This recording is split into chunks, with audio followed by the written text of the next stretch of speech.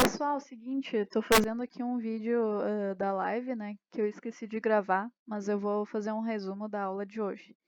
Então, o que que a gente viu? A gente viu um material desde lá do início do ano, né, desde lá de março até hoje. Só que não deu tempo de ver tudo ainda. Então, a gente resolveu uma questão ali e entrou no conteúdo de dilatação linear. Então, primeiro a gente viu as escalas termométricas, né? Deu uma relembrada sobre os três tipos de escala, que são a escala Celsius, a Fahrenheit e a Kelvin, aonde no ponto de ebulição da água, que é o ponto aonde a água ferve, né? Cada um desses termômetros aqui, ele tem uma marcação diferente, ó. Na escala Celsius, o ponto de ebulição da água é quando chega a 100 graus. Na Fahrenheit é quando chega a 212 graus. E na Kelvin é quando chega a 373 graus. Então, nessa mesma temperatura aqui, em cada uma das escalas, ocorre o mesmo fenômeno, que é o fenômeno da ebulição da água, ou quando a água ferve, né?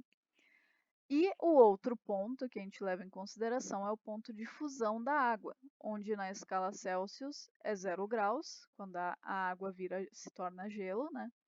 Na Fahrenheit 32 Fahrenheit e na Kelvin 273 kelvins.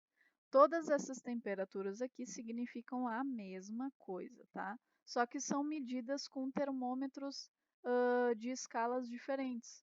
Eu fiz até uma analogia com as gurias e fiz já no material de vocês de que cada um desses é como se fosse uma língua diferente, tá? Por exemplo, aqui eu digo oi, ali se for em francês vai dizer outra coisa, se for em inglês vai ser outra palavra. É a interpretação da mesma coisa, só que com medidas distintas, tá? E aí a gente tem uma equação que relaciona essas três temperaturas, que é essa equação aqui, que é a temperatura em Celsius menos zero dividido por 5 é igual a temperatura em Fahrenheit menos 32 dividido por 9, que é igual a temperatura em Kelvin menos 273 dividido por 5, tá? Isso aqui, essa dedução, eu já fiz lá no material também, se vocês consultarem vai aparecer como é que chega a esses valores aqui, tá? Aqui eu só coloquei ela assim mesmo para a gente relembrar. Então, o que que acontece? Ó? O exercício que a gente resolveu hoje foi esse aqui. Um estudante observa que, em certo instante, a temperatura de um corpo na escala Kelvin é 280 Kelvin. Após 2 horas, esse estudante verifica que a temperatura desse corpo na escala Fahrenheit é 86 Fahrenheit. Nessas 2 horas, aí pergunta ali. Nessas 2 horas, a variação da temperatura do corpo na escala Celsius foi de. Aí tem essas opções aqui. Então, a primeira coisa que a gente conversou é que a gente verificar o que que está pedindo o problema, né? Então, ele pede aqui, ó, nessas 2 horas, a variação da temperatura do corpo na escala Celsius. Ou seja, ele quer saber quanto que variou a temperatura na escala Celsius. Então, as gurias se deram conta, vamos primeiro transformar tudo isso aqui em Celsius, né? Para depois a gente ver a variação. Ignorem isso aqui, tá? Ignorem isso. Isso aqui é o fim da questão. Então, o que que vai acontecer aqui? A gente vai usar aquela equação e vai utilizar primeiro somente o que nos interessa, que é a gente quer transformar o 280 Kelvin em Celsius. Então, a gente vai usar essa parte e essa. Essa daqui a gente corta fora, tá? Não vamos utilizar isso aqui. Então tá, agora a gente substitui. A gente pega o 280 Kelvin, substitui aqui no TK, que é a temperatura em Kelvin, e vai ter ali o nosso 280 kelvins menos 273 é 7, né? Eu já fiz direto aqui, mas com as gurias a gente fez o passo. 280 menos 273 é 7, dividido por 5, dividido por 5. Só copiei aqui, tá? Como a gente quer descobrir o TC, a gente tem que isolar ele, só que aqui a gente tem 5 e 5, a gente pode cortar. Lembram disso? Que na matemática, quando a gente tem frações assim, que tem o mesmo número aqui embaixo, a gente pode cortar eles. Então, cortando esses números, a gente vai obter que Tc é igual a 7, né? Vai ficar Tc igual a 7. Então, a temperatura de 280 Kelvin na escala Celsius é 7 graus. Beleza, descobrimos a primeira parte. Agora, a segunda parte é a gente transformar o 86 Fahrenheit em Celsius. Então, a gente vai usar o Tc e o TF agora, né? Porque esse aqui não interessa mais. Daí, no TF, a gente põe o 86, que é 86 Fahrenheit menos 32 dividido por 9, igual a Tc sobre 5, que é exatamente isso aqui, tá? Aí, fazendo aqui, 86 menos 32 é 6. Aí, é 6 não. O que aconteceu aqui? A gente já fez direto, tá, gente? Eu apaguei aqui, mas 86 menos 32 dividido por 9 é 6. Aí as gurias falaram, tem um 5 aqui embaixo. Como é que a gente tira ele daqui? A gente passa ele lá para o outro lado multiplicando. Então, esse 5 aqui vai multiplicar o 6, que vai dar 30 graus Celsius. Então, o nosso 86 Fahrenheit equivale a 30 graus Celsius. Só que ele pede aqui a variação, ó.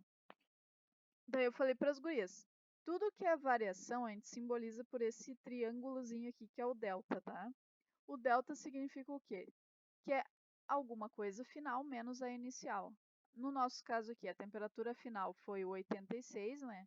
Que é 30 graus Celsius, menos o inicial, que é o 7, que é o 280 K, tá? Então, 30 menos 7 dá 23 graus Celsius, que é a alternativa A aqui.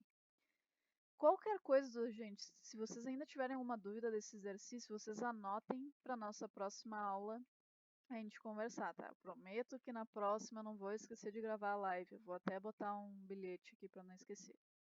Beleza, daí a gente entrou na parte de calor, né? Lembrando que calor seria a quantidade de energia térmica trocada por corpos e não a temperatura de um ambiente, que geralmente a gente expressa, né? Bah, que calor hoje! Mas na verdade, calor é a quantidade de energia térmica trocada por corpos, tá? Do ponto de vista físico, seria equivocado a gente falar que um dia está calor, porque na verdade o calor é energia térmica trocada. A gente pode dizer que naquele dia está quente ou que está com uma temperatura elevada, tá? Eu não estou dizendo que não é para vocês falarem mais isso, mas que do ponto de vista da física é equivocado se falar isso. Aí vem a parte do equilíbrio térmico, que é a condição onde a gente tem dois corpos, que inicialmente eles estão a temperaturas distintas, e quando a gente mistura esses dois corpos, eles vão atingir a mesma temperatura. Aí eu mostrei esse simulador aqui para as gurias. Ó. Eu mostrei esse simulador aqui, onde eu vou colocar algumas partículas aqui desse lado e desse lado aqui também, tá? Opa. Só vou aumentar o tamanho delas aqui. Vou botar 80. Ó, desse lado aqui, a gente vai imaginar que tem um corpo que está numa temperatura bem baixa, tá? Vou botar aqui, ó, 50 Kelvin, tá? E desse lado aqui, um corpo que está numa temperatura muito elevada. Se a gente observar, essas moléculas aqui, elas se movem bem devagarinho, né? E essas aqui estão se movendo mais rápido. Ou seja, a temperatura aqui é maior e aqui é menor. Se a gente remove esse divisor aqui, vou remover, elas vão começar a se misturar. Aí o que acontece? Essas partículas que têm mais energia, elas vão colidir com essas outras, transferindo um pouco da energia delas para as outras partículas que estão se movendo mais devagar. Vai chegar um momento que todas essas partículas elas vão interagir entre si e vão atingir o mesmo grau de movimentação, que é onde acontece o equilíbrio térmico, ou seja, todas as bolinhas aqui vão estar se movendo da mesma forma, tá? Vindo aqui agora para a parte de dilatação e contração térmica dos sólidos, a gente viu que na dilatação, o que acontece? Desse lado esquerdo aqui, a gente tem um corpo que está numa temperatura e ele está ali, as suas moléculas estão se movendo, mas não estão se movendo tão rapidamente. Quando a gente começa a aquecer esse material, essas moléculas passam a vibrar muito mais e ocupar um espaço maior do que tinha antes. Então é isso que acontece quando a gente aquece um sólido. As moléculas vão vibrar mais e vão ocupar um maior volume daquele material ali. Que é o que está escrito aqui, ó. Quando a gente aquece um sólido, as moléculas que constituem o material passam a vibrar mais. Essa vibração faz com que o sólido aumente o seu tamanho. Aí a gente começou a ver os tipos de dilatação, que são a dilatação linear, a dilatação superficial e a dilatação volumétrica. Dilatação linear é quando a gente observa um aumento significativo no comprimento quando a gente aquece alguma coisa. Na dilatação superficial é quando a gente vê que tem um aumento significativo na área daquele objeto que foi aquecido. E a dilatação volumétrica é onde a gente vê que tem uma dilatação significativa no volume do corpo. E aí a gente ficou de ver na semana que vem a dilatação linear, que daí a gente vai ter na nossa próxima live, tá, gente?